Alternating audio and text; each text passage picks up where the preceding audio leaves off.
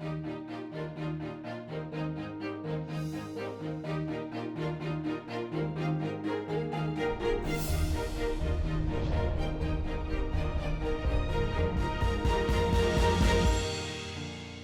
landscapes frequently appear stark or barren.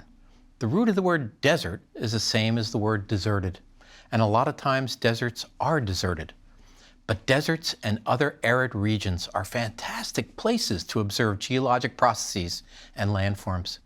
Of course, you have to be careful when doing geology in deserts, and I will talk about that. But the understanding of the relationship between landforms and climate conditions can't be demonstrated in any better place than in deserts. Deserts are typically defined as places on Earth that receive less than 10 inches of rainfall a year. Not quite as dry, and often bordering the desert, are steppes. They receive 10 to 20 inches of rain per year and are also considered dry lands and have many of the same geologic features as deserts.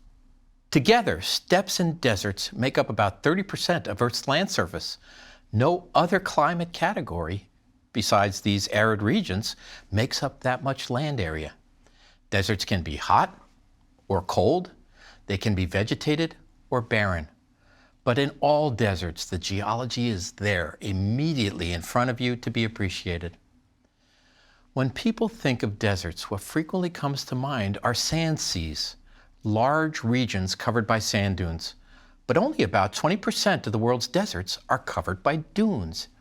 Instead, three other features dominate most desert environments: mass movement landforms, fluvial landforms, and wind or aeolian landforms. In most deserts in the U.S., those three processes, mass movement, surface runoff, and wind, can be recognized in a continuum, one blending right into the other. Take a mountain range anywhere in New Mexico.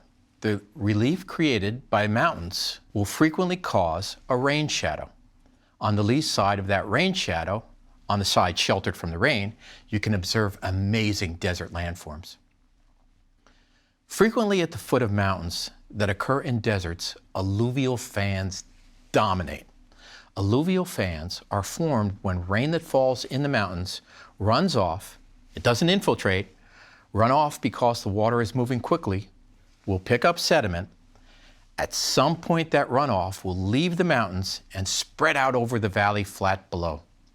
When this happens, the slope or gradient of those mountain streams is greatly reduced. As a result, the flow velocities decrease, infiltration rates increase, and sediment is deposited. The sediment that accumulates is deposited in a fan shape, thus the name alluvial fan. Once the landform begins to develop, frequently the depositional processes are dominated by a combination of debris slides and rapidly moving waters. Both of these processes occur at what is called the apex of the fan. You can imagine that the result of debris slides and rapid water movement is an accumulation of fairly coarse sediments. These coarse sediments will allow a significant portion of subsequent runoff to percolate into the fan. When this happens, you get the development of an aquifer, a valuable water-yielding unit. In many places, alluvial fans are very important aquifers. In the U.S., alluvial fans are frequently drilled for both irrigation wells and drinking water wells. But prior to well drilling technologies, people in the Middle East used to excavate horizontal wells called qanats. Qanats were hand-dug tunnels that were big enough for a person to walk in. In fact, there are places where you can still visit them as a tourist. They would extend for miles and efficiently bring water from the mountains to cities and villages in the center of dry valleys. It was an amazing technology. Many were architectural wonders. Alluvial fans have a form that is similar to a landform you're familiar with, deltas. The obvious difference is that deltas form in standing water, but both represent the deposition of sediments when a river loses energy. In the case of a delta, the river meets a standing body of water. In an alluvial fan, The river loses energy as it meets the floor of the valley below. Like deltas, alluvial fans grow larger from a single distribution point, the fan apex. As water spreads out across the fan surface, it brings new sediment and forms distributary channels. Some alluvial fans can be miles wide and hundreds of feet high at the apex. So what happens once you get beyond the edge of an alluvial fan? Is that when you start to get dunes? In most mountain ranges in the United States, the answer is no. Instead, you get landforms created by intermittent streams. These are called arroyos, wadis, or washes. It's in the flatlands that surround alluvial fans that you begin to notice how important fluvial activity is in a desert. Most desert rainfalls are of short duration, but they can be intense. When you get a great deal of precipitation in a short amount of time, very high energy surface runoff conditions are created. During these precipitation events, the streams are transporting sediment and they are actively cutting channels. I want to stop here and point out that it's important to remember that arroyos are the result of rapid fluvial erosion. That means that this environment can create inherently dangerous situations. Always keep in mind, arroyos can quickly fill with rapidly moving water. You can be caught in a flash flood. But arroyos are really neat. They're one of the places you see braided stream deposits. This is an indication that the river was carrying a great deal of sediment. In some cases, that sediment has been transported a fair distance and can contain rocks or fossils or minerals from many miles away. You can get a sense of the geology of an entire mountain range by looking at the sediments of an arroyo. Going even further from the mountains, you begin to lose the influence of both mass movement and stream activity. Further into the basin, you can either get dunes, if the system is really dry, or saline lakes called playas. Saline lakes, also known as salt lakes, are some of the most interesting depositional environments in the world.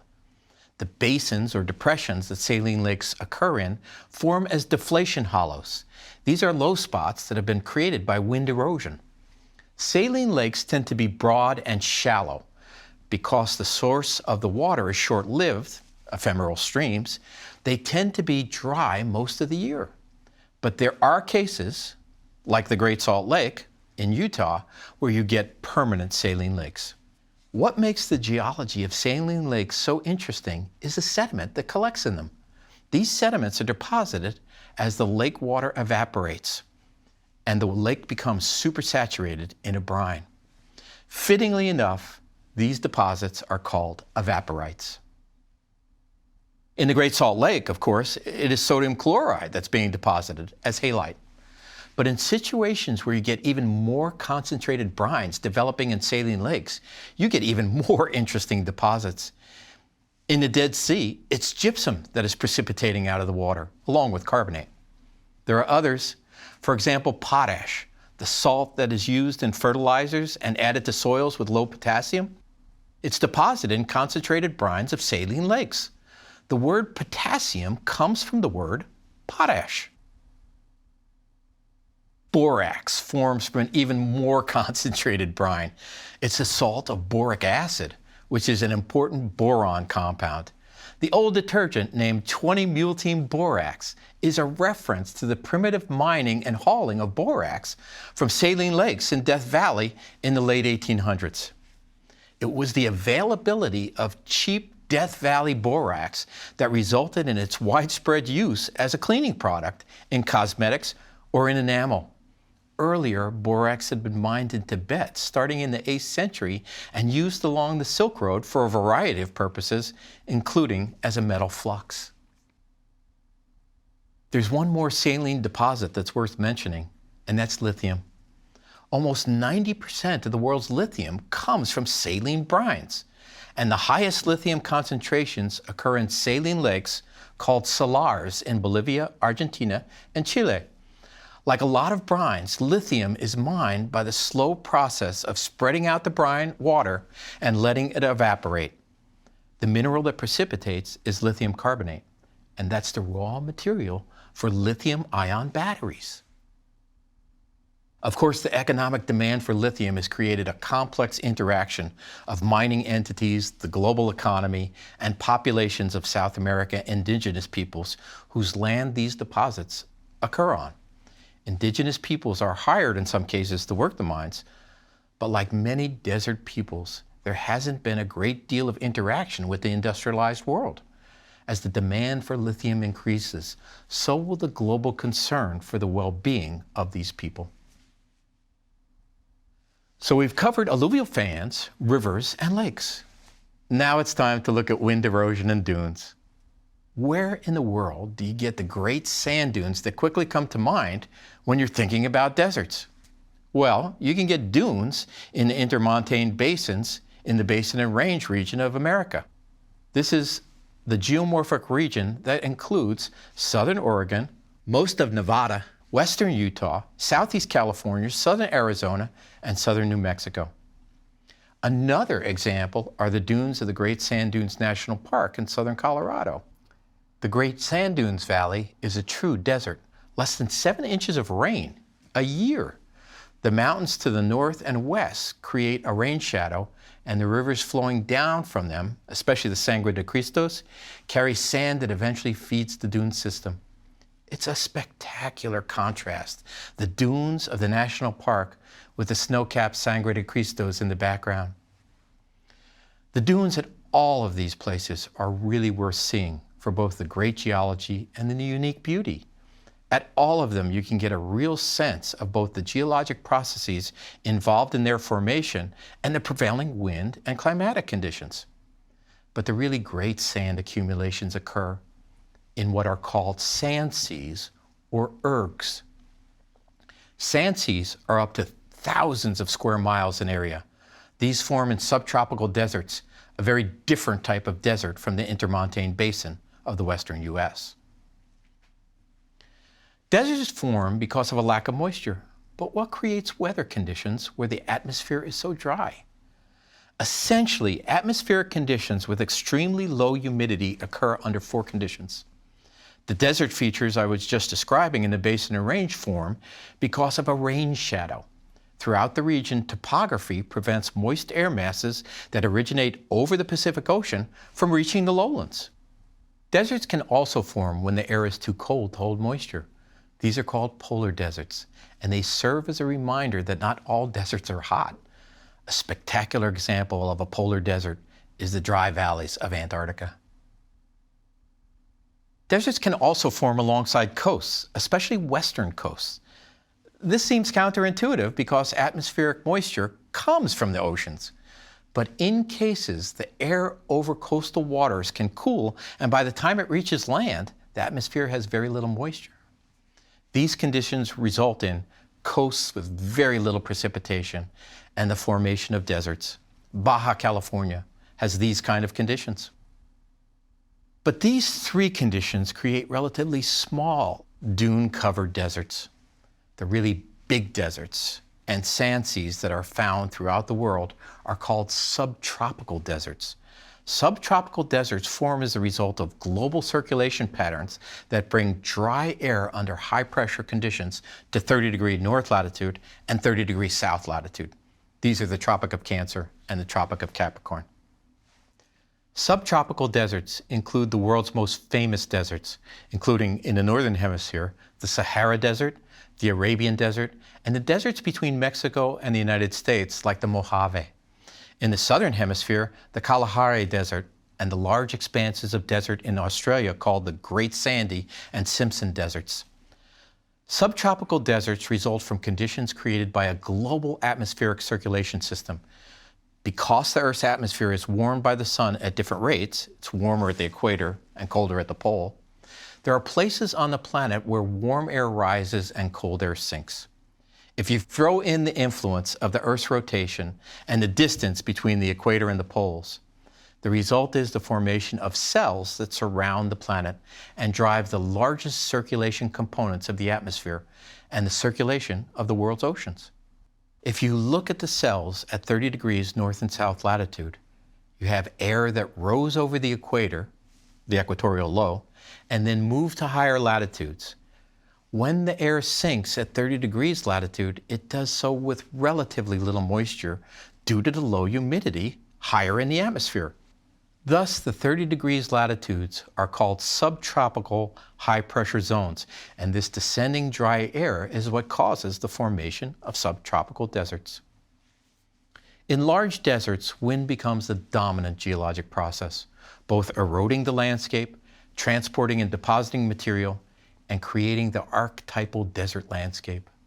But the fundamental geologic processes that are driven by wind are familiar to everyone, even though you may not have visited the desert. For example, suppose you're at the beach and someone walks by.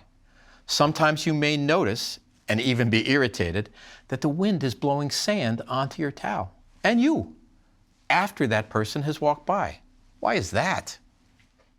Of course, wind can move particles just by wind velocity alone, but especially with larger wind-blown particles, we're still talking sand grains here, movement of grains occurs because of impact of other grains. So a person walking by on the beach will displace a few sand grains. Those grains of sand then impact other grains of sand.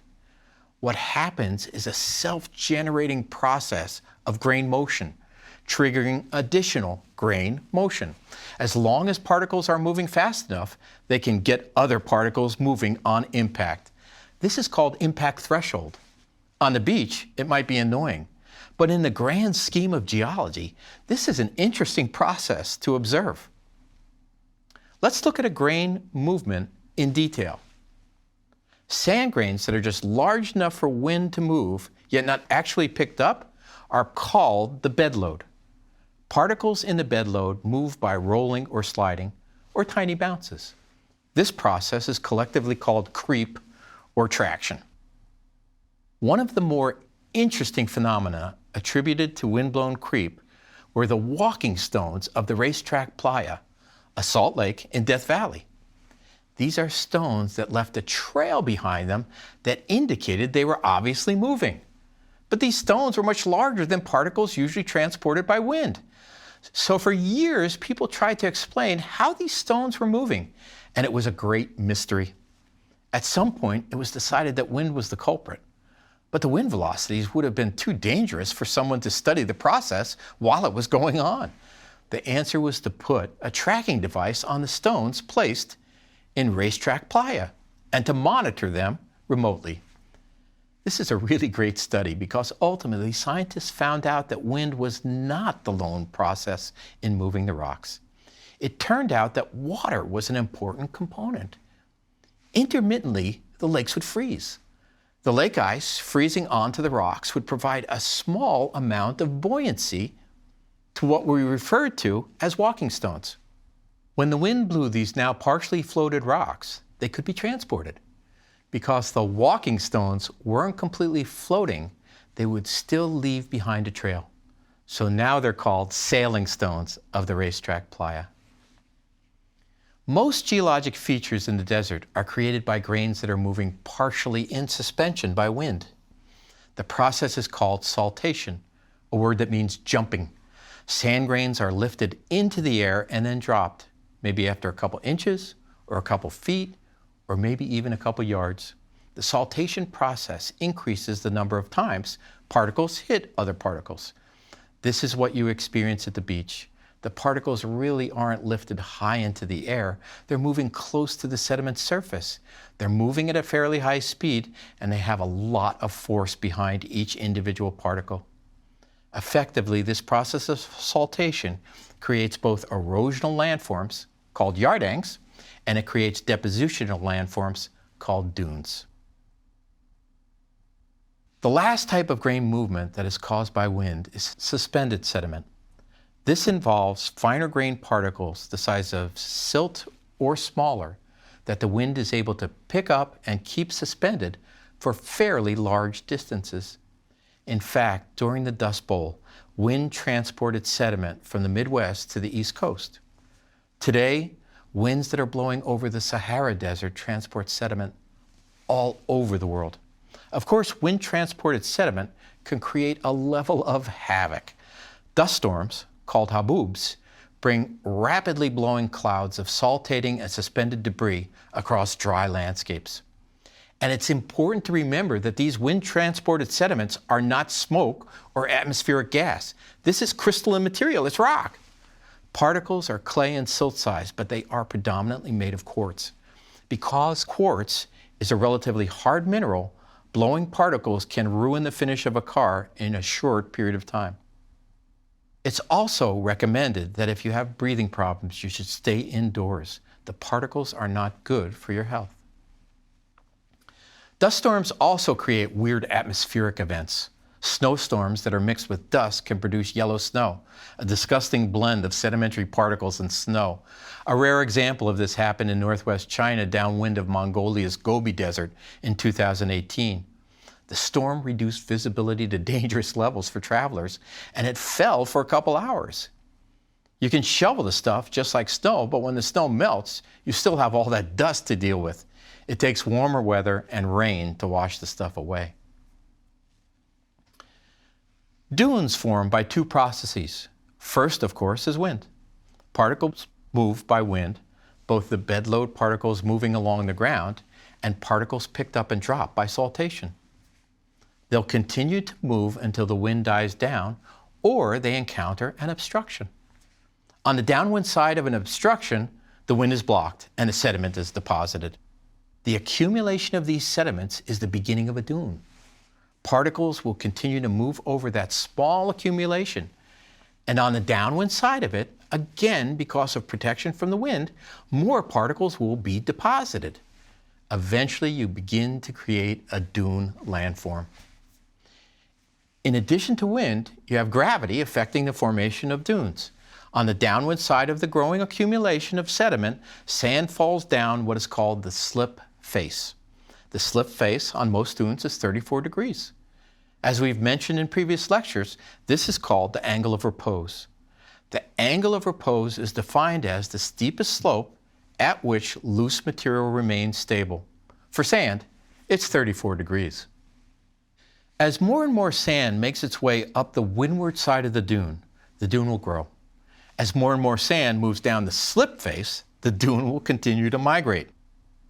In places, migrating dunes can be problematic.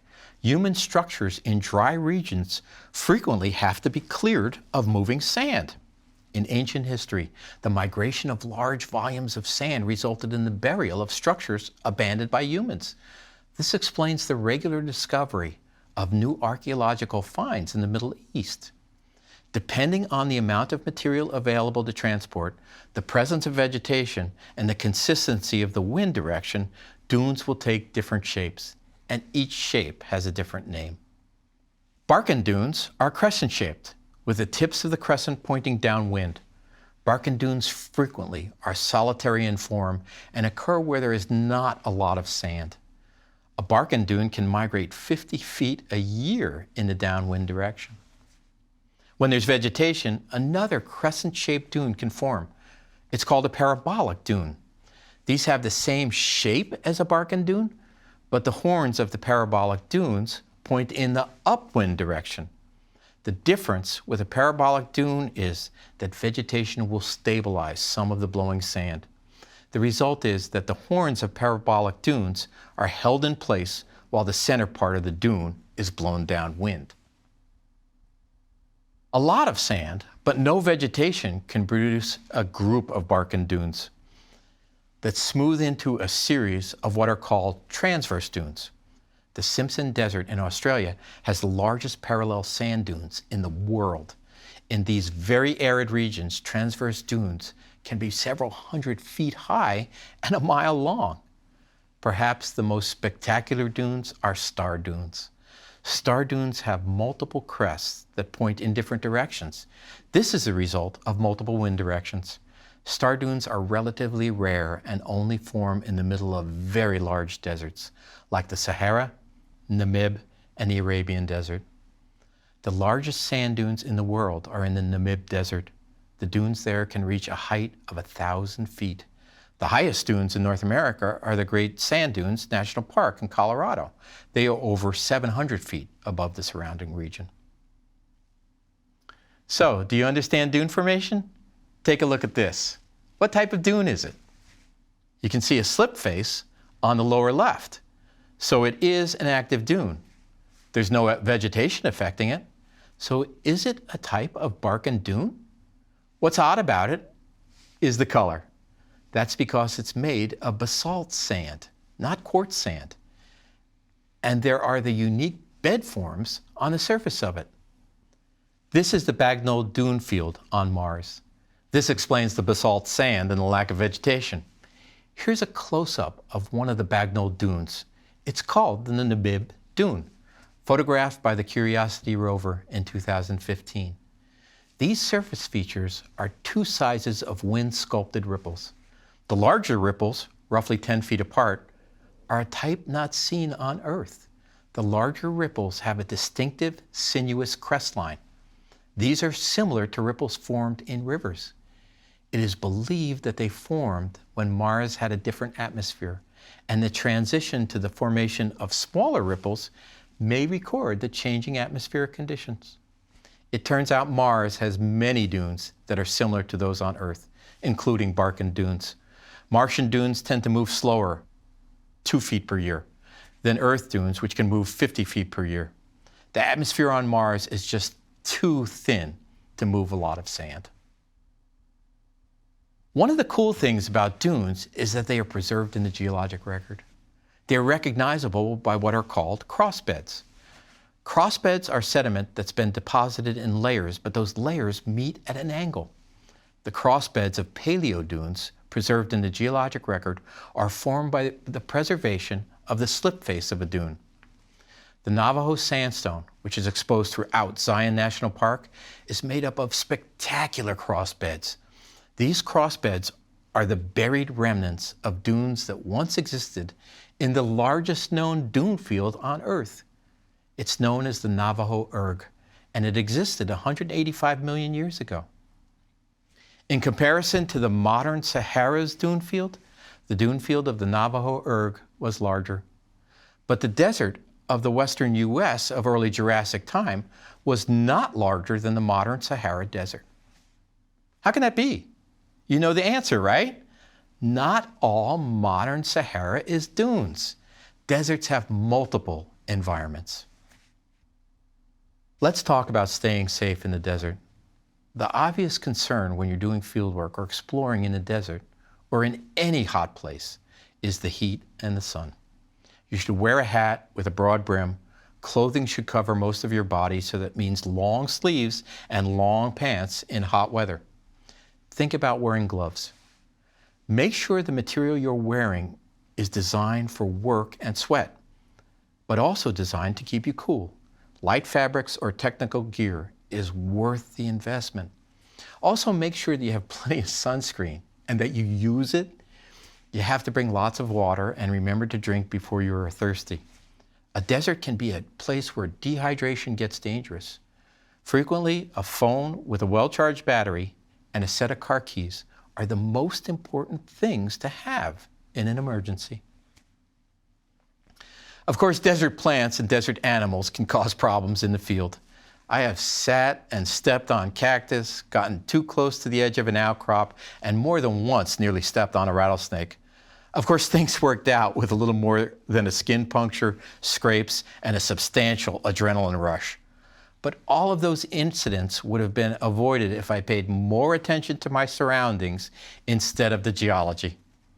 The first few times you explore a desert, you should remain close to your car. You'll read or hear that deserts are great places to collect. Because of the absence of water, you don't get materials breaking down or decomposing. So deserts become great places to collect fossils or minerals or ventifacts or even meteorites. But in the excitement of the hunt, you can lose track of your base of operations. You can sometimes make a bad decision about maybe trying fieldwork in an out-of-the-way place. This can get you in trouble. My recommendation is to start in a national park or state park. Spend time in the visitor center. Learn about the park, what you can see there, and how to get around. Stay on park trails and follow park rules. You're not allowed to collect rocks in national parks. Get a sense of what you can physically do. Figure out how much ground you can cover and how much water you'll need. You have to consider both how much you drink and the weight of the water you need to carry. As a rough guide to liquid weight, there's an old saying, "A pint is a pound the world around." So packing a gallon of water may sound like a good idea, but that's 8 pounds, actually around 8.34 pounds. You'll be carrying at the start of your hike. I usually start with a quart, but once I finish half of it, I am on my way back to my car. I always have more water in the car. If you do geology safely, desert geology can be absolutely inspiring. You just have to get used to frequent stops to empty the sand out of your boots.